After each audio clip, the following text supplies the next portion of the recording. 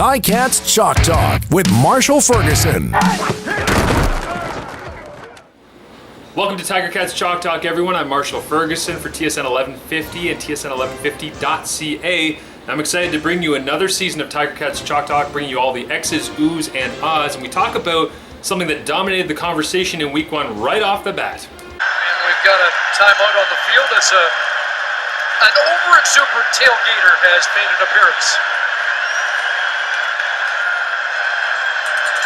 Woo!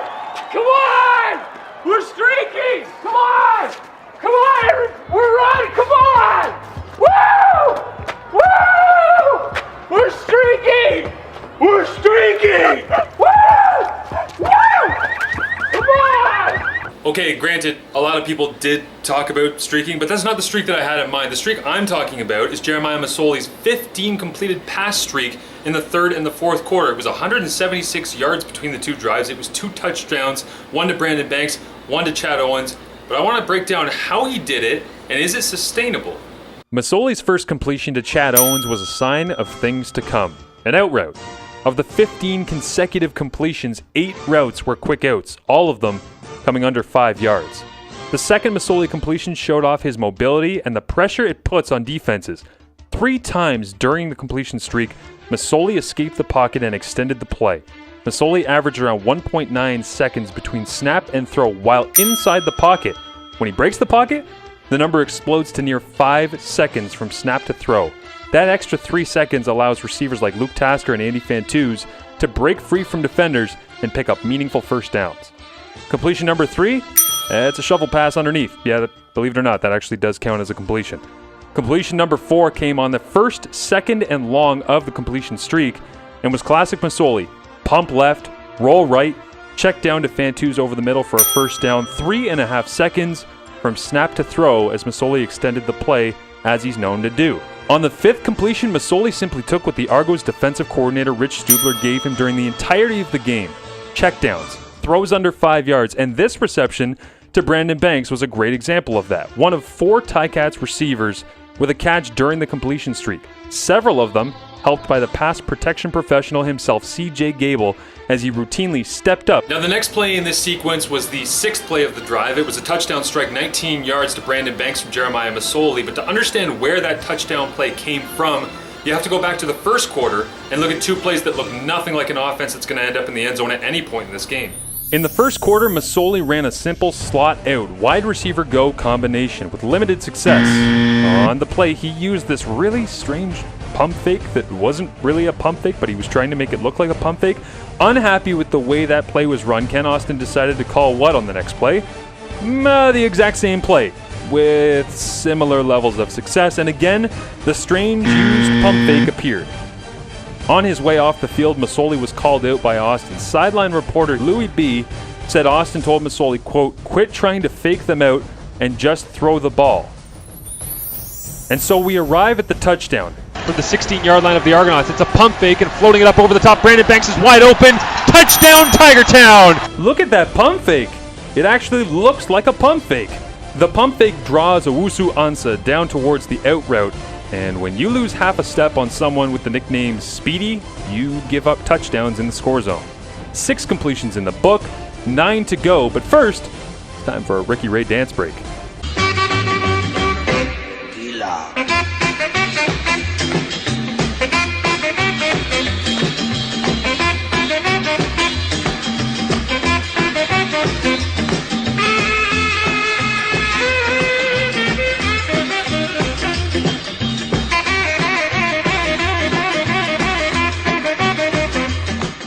All right, back to football. Completion number 7, perfect timing and communication between Chad Owens and Jeremiah Masoli. Look where Chad Owens is when Jeremiah Masoli lets this ball fly. What makes it that much more impressive is that Masoli confidently makes a throw this difficult from his own end zone. That is big stuff for a guy who's been a career backup in the Canadian Football League.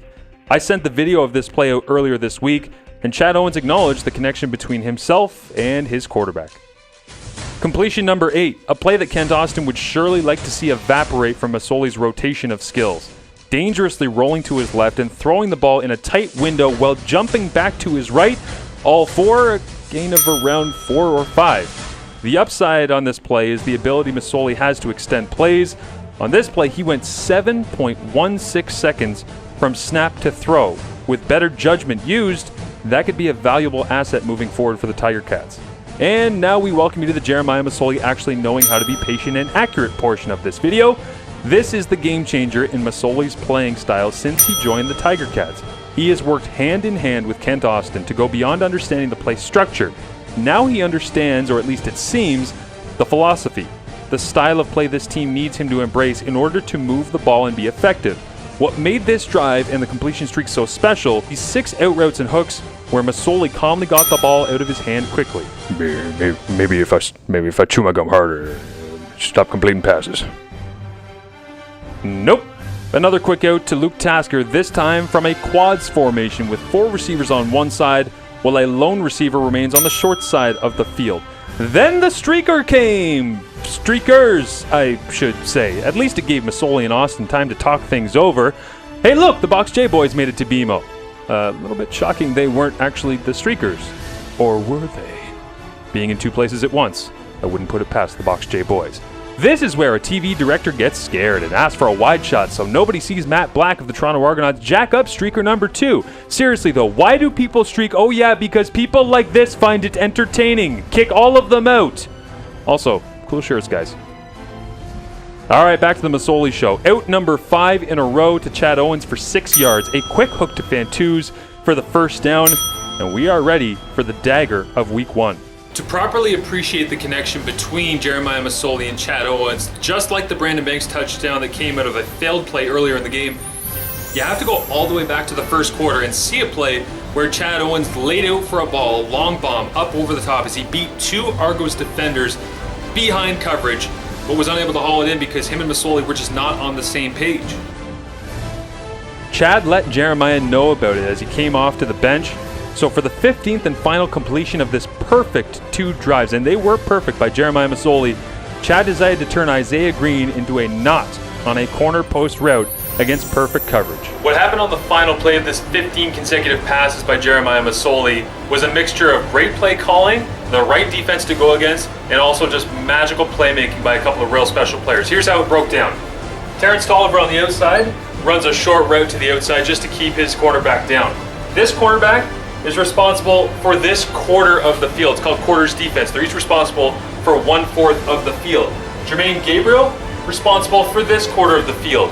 Isaiah Green, responsible for this quarter of the field. And of course on the outside there, this quarter of the field. Now, what you had was a formation that's quad. So you had 4 receivers to one side of the field. Terrence Tolliver is the lone man by himself here. You had Luke Tasker running a crossing route across the face of Jermaine Gabriel, who was actually here by the time the play happened. Once he ran across the formation, plus the fact that Keon Raymond blitzed inside on the play, meant that there was a real big hole at this part in the defense. What Andy Fantuz did was running a little in route like this. What Spencer Watt did was run an under route like that. What you ended up having was Chad Owens isolated against Isaiah Green as he's supposed to be right back here. Isaiah Green got to that spot. He did what he was supposed to on the play, but Chad Owens absolutely twisted him with a corner post. They isolated that one route against that one receiver. And what you ended up getting was a guy in Isaiah Green who dropped back to this spot.